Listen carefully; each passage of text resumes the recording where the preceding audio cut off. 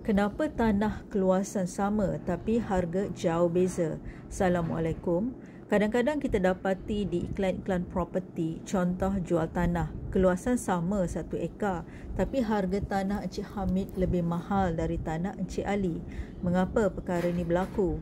Dari situ mulalah akan timbul persepsi yang mengatakan Encik Hamid tu menipu dengan meletakkan harga yang lebih tinggi.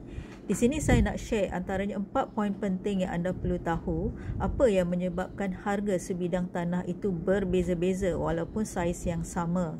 Poin yang pertama, lokasi tanah. Sekiranya lokasi terletak di kawasan yang mempunyai jalan masuk ataupun akses yang mudah ke tanah tersebut, maka permintaan tanah sebegini lebih disukai pembeli.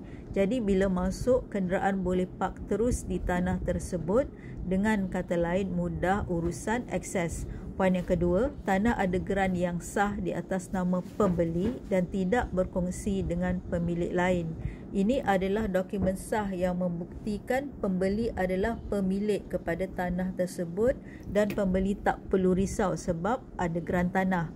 Poin yang ketiga, keadaan fizikal dan bentuk tanah.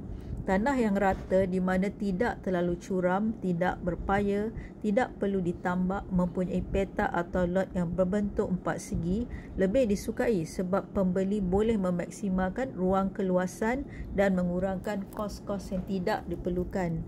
Poin yang keempat, tanah terletak di persekitaran yang sudah membangun. Contoh ada sekolah, bangunan kedai, bandar baru dan sebagainya. Jadi pastikan anda betul-betul tahu matlamat nak beli tanah supaya tak kecewa di kemudian hari. Moga sharing ini bermanfaat.